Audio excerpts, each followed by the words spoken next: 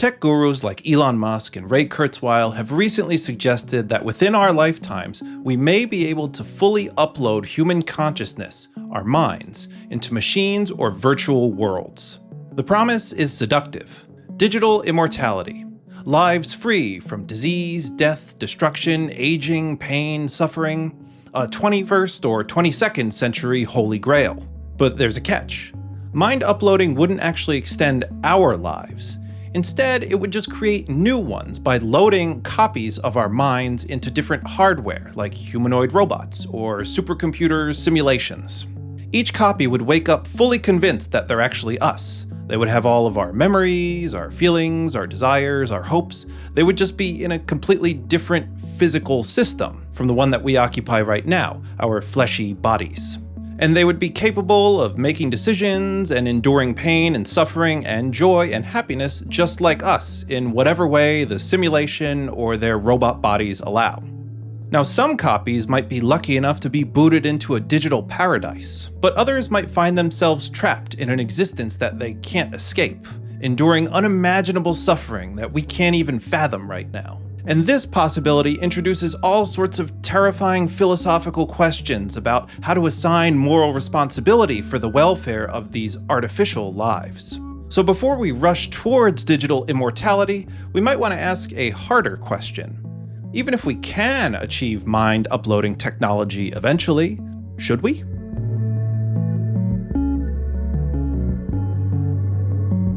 So let's start with the science part of this science fiction.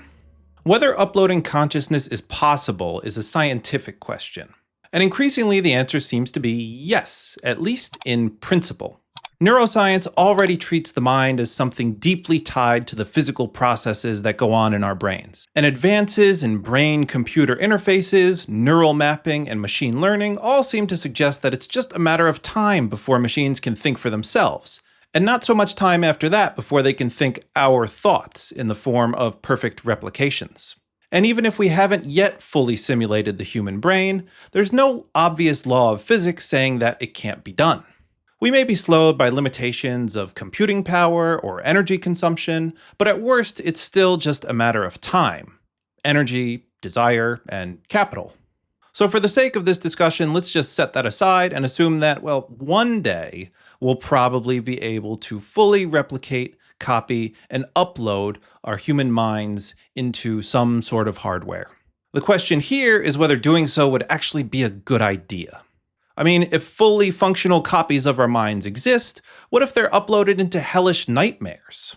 What if they're uploaded into limited or faulty equipment or simulations that don't let them actually experience life the way that it ought to be, as if they were in some sort of sensory-deprived bodysuit? In these cases, digital immortality could end up being nothing short of eternal torment. And if instead we're uploaded into a perfect utopian simulation where we can live out our dreams infinitely, then we have to think about whether eternal life itself is all it's cracked up to be. And this is something that humankind has been wondering about for thousands of years. Furthermore, once the technology is here, our minds could conceivably be copied, recopied, modified, uploaded, turned on and off at will, potentially infinitely, with infinitely many possible outcomes in terms of the quality of that existence. And it seems like a miserable existence for at least some of those copies is guaranteed. And if some of those potentially infinite copies of ourselves have miserable existences that aren't worth living or experiencing, don't we have a moral obligation not to bring them into existence? These are really hard questions, and there are many more to think about as well. But I'd just like to focus on three themes that I think are the most interesting and the most troubling when it comes to thinking about mind uploading. And that's the appeal of immortality, the ethical implications of replication, and the value of life itself. So let's start with immortality. Probably the most obvious appeal of uploading consciousness is that it grants us a kind of immortality, or at least something close to it. If our minds can run on non-biological hardware, then death by disease or aging just disappears. In principle, a consciousness could persist for as long as the system supporting it remains functional. You could imagine something like a solar-powered satellite orbiting a ruined Earth maintained by autonomous, perpetually self-repairing machines, quietly hosting human minds or copies of them in a simulation for millions or billions of years. Now, this sounds like science fiction, but the philosophical issue it raises is actually pretty old. Humans have been thinking about eternal life for as long as we've been thinking at all, going all the way back to the Epic of Gilgamesh, attempting to balance the prospect of eternal life against the value of impermanence. So the value of digital immortality hinges on the value of immortality, and although the prospect of digital immortality raises some novel issues, this is not a new topic in philosophy. One of the most famous objections to immortality, recently articulated by the philosopher Bernard Williams, is that life would eventually and inevitably just become unbearable. It would lose its structure, its urgency, and its meaning. There are only so many projects you can complete and only so many relationships you can have before everything starts to just blur together. Eventually, existence would become flat, repetitive, and boring. We would all become like Sisyphus, rolling the boulder up the hill only to watch it roll back down. Now that's the classic objection, but it's not obvious that it actually works in a sufficiently rich virtual environment, hosting our digitally immortal copies. If the space of possible experience is vast enough, then boredom and repetitiveness may just never set in. Civilizations could rise and fall, new forms of art, culture, social life could emerge, and you could live through all of it. If a virtual world allows for creativity unconstrained by the laws of physics, the range of possible experiences might be virtually limitless. Still, suppose boredom really does become a problem. But even then, uploading consciousness doesn't have to force us into eternal existence. It could just dramatically extend our lives, but still keep limits on it. Death could just be optional, rather than mandatory. You might choose to live for 500 years, or 5,000, or even 5 million, or just however long you need to feel complete. Then perhaps there could be a built-in exit mechanism, a voluntary shutdown, painless and final, that could spare you an eternal life of repetition and boredom. So immortality here isn't obviously a deal breaker, since some of the common objections to it don't necessarily hold, and it might not even be necessary that we are immortal if we have merely at-will immortality, and we could just opt out whenever we feel like we've had enough. But the next issue is much harder to escape. Uploading consciousness doesn't just potentially increase the lifespan of our digital or simulated selves, it also dramatically and perhaps even infinitely increases the number of beings in the world through the possibilities of copying. And this is where things get genuinely disturbing. If our consciousness can be copied and uploaded once, then it can be uploaded twice, or 3 times, or 10 times, or infinitely many times. Each copy would boot up believing that it was you, and it would go on living as if it were you. It would have your memories, your personality, your sense of self, and everything else that composed your mind at the time of copying. This is the core intuition behind classic Mars transporter cases. In this famous thought experiment, a teleportation machine works by taking essentially a picture of your body, down to the very last molecule, and using that as a blueprint to recreate your body with new matter in a different location, in this case Mars. And at the same time, it destroys the original body on Earth. So the newly created copy on Mars is convinced that it's you.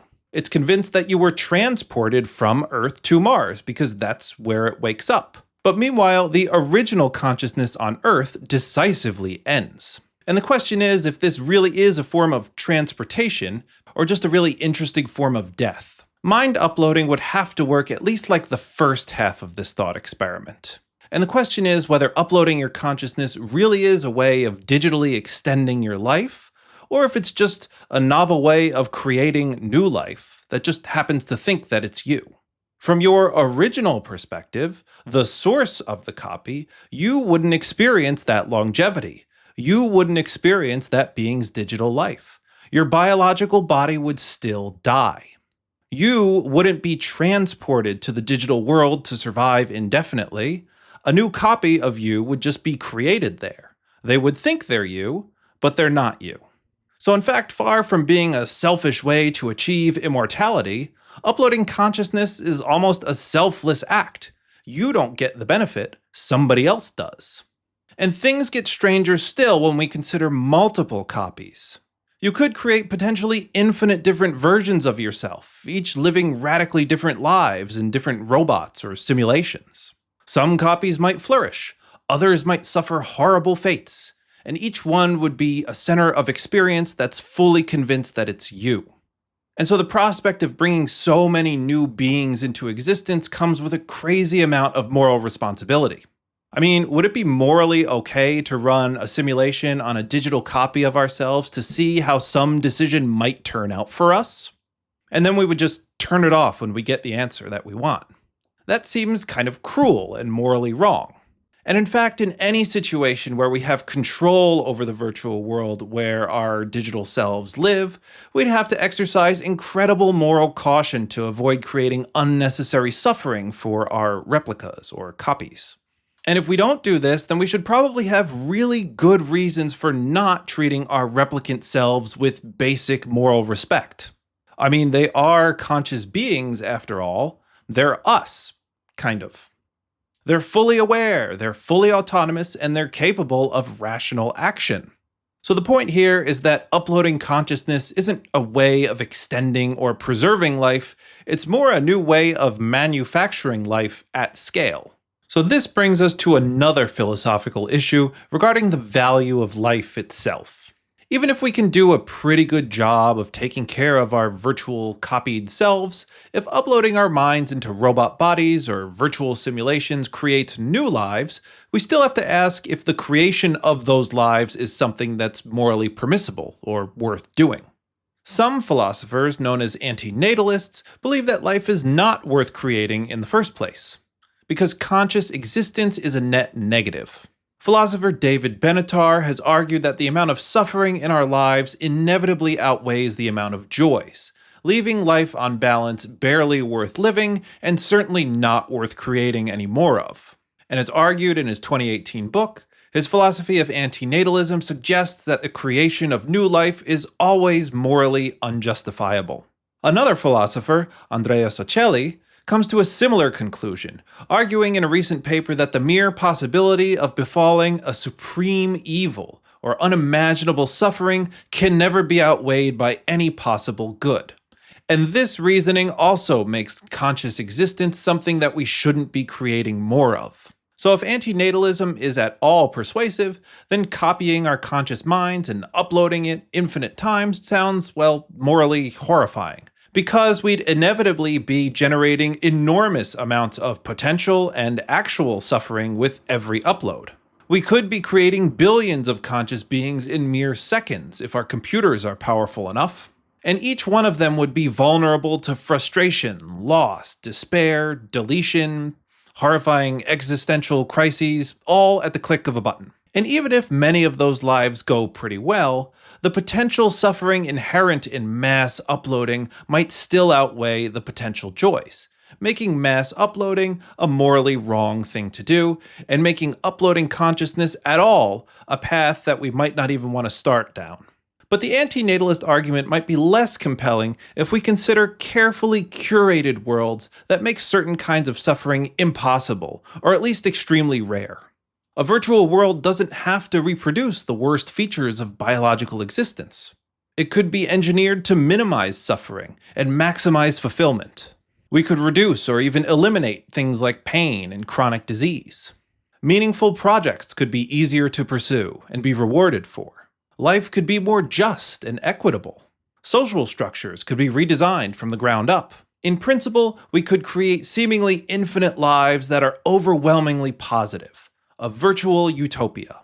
And if it's possible to create simulated environments where joy and satisfaction inevitably outweigh pain and suffering, then the moral calculus changes a lot. Creating such lives might not just be morally permissible, we might be morally obligated to do it. If we can bring more joy-filled, satisfied lives into the world, then maybe we should be doing that. Of course, that's a huge if. And it places enormous ethical burdens on whoever's designing this system or the simulation. And presumably it would take a lot of testing, a lot of imperfection, and a whole lot of suffering to get there. And as we said before, the value of this virtual utopia where we lead nearly infinite lives is itself unclear. So it might not even be worth all that suffering to get there in the first place. But the bottom line is just that we probably need a better handle on the value of life itself before we think that it's okay to start creating it at scale. So, should we upload human consciousness? Well, it's tough to say. For one thing, uploading might depend on the value of immortality, which turns on whether immortality enriches life or empties it. It also depends on how we consider our replicants, morally speaking. They may just be copies, but they're also centers of consciousness that are completely convinced that they're really us.